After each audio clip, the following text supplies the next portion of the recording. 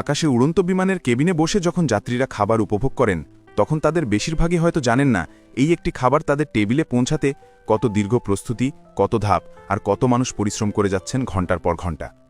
প্রতিদিন হাজারো প্লেট খাবার তৈরি হয় শুধু যাত্রীদের আরামদায়ক ভ্রমণের জন্য। এক কথায় এটা এক বিশাল আয়োজন, যেন মাটিতে থেকে আকাশের জন্য রান্না। ধরা যাক সিঙ্গাপুর এয়ারলাইন্সের উদাহরণ। প্রতিষ্ঠানটির ক্যাটারিং ইউনিট প্রতিদিন প্রায় 50,000 যাত্রীকে খাবার সরবরাহ করে। শুধু একটি পদ নয়, বরং হাজারো ভিন্ন মেনু, ওমলেট, মাছ, মাংস, সালাদ থেকে শুরু করে ডেজার্ট পর্যন্ত। পরিসংখ্যান বলছে প্রতিদিন প্রায় 6 থেকে 7,000 ওমলেট তৈরি হয় সেখানে। বছর শেষে হিসাব করলে দাঁড়ায় প্রায় 2 কোটি যাত্রীর খাবার।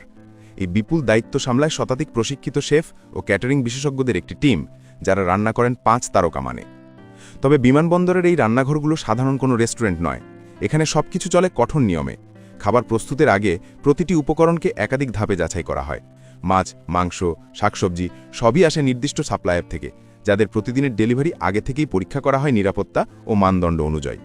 এরপর শুরু হয় উপকরণ ছাঁটা, পরিষ্কার করা, নির্দিষ্ট পরিমাণে কাটা এবং পৃথকভাবে সংরক্ষণ। পুরো প্রক্রিয়াটাই চলে নির্দিষ্ট তাপমাত্রা নিয়ন্ত্রণে, যাতে ব্যাকটেরিয়া বা দুর্গন্ধের কোনো সুযোগ না থাকে।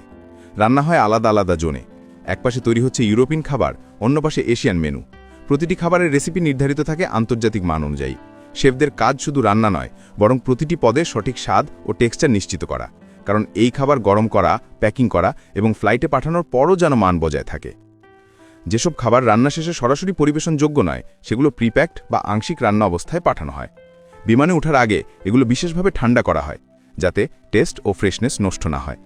তারপর এগুলো ঢুকিয়ে দেওয়া হয় বিশেষ তাপনিয়ন্ত্রিত কন্টেনারে। এসব কন্টেনারগুলো পরে ফ্লাইটে নিয়ে গিয়ে গ্যালি ওভেনে গরম করে পরিবেশন করা হয় যাত্রীদের। একটি খাবারের প্রস্তুতি থেকে শুরু করে যাত্রীর হাতে পৌঁছানো পর্যন্ত অন্তত 10 থেকে 12 ঘন্টার সময় লাগে। এমনকি অনেক ফ্লাইটের জন্য রান্না শুরু হয় আগের দিন রাত থেকেই।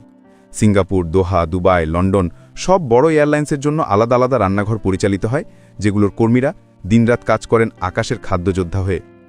তবে বিমানে খাবার পরিবেশনের সবচেয়ে বড় চ্যালেঞ্জ হল স্বাদের ভারসাম্য বজায় রাখা।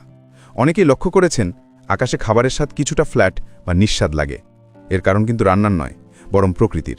বিমান কেবিনে কম আর্দ্রতা ও নিম্নচাপের কারণে মানুষের স্বাদ ও গন্ধ অনুভব করার ক্ষমতা প্রায় 30% পর্যন্ত কমে যায়। এজন্যই শেফরা খাবারে একটু বাড়তি মশলা, লবণ বা টক উপাদান ব্যবহার করেন, যাতে স্বাদটা ভারসাম্য বজায় রাখে। এছাড়াও প্রতিটি ফ্লাইটে খাবারের বৈচিত্র্য নির্ভর করে দূরত্ব ও শ্রেণী অনুযায়ী। ইকোনমি ক্লাসে এক যাত্রীর খাবারের খরচ গড়ে $5 থেকে $8, আর বিজনেস ও ফার্স্ট ক্লাসে তা বেড়ে দাঁড়ায় $15 বা তার বেশি। তবে শুধু খরচ নয়, প্রতিটি ক্লাসের খাবারের পরিবেশনা, কন্টেইনার, এমনকি কাঁটা চামচের ধরনেও থাকে পার্থক্য। কিন্তু এই বিশাল প্রস্তুতির পেছনের সবচেয়ে বড় উদ্দেশ্য একটাই: যাত্রীর আরাম। যাত্রাপথ যতই দীর্ঘ হোক, যেন খাবারটা মনে হয় ঘরের মতোই তাজা। এজন্য অনেক এয়ারলাইন্স এখন নতুন প্রযুক্তি ব্যবহার করছে, যেমন স্মার্ট প্যাকিং ও হাই প্রেশার কুকিং, যা খাবারের স্বাদ ও পুষ্টি একই সাথে ধরে রাখতে পারে।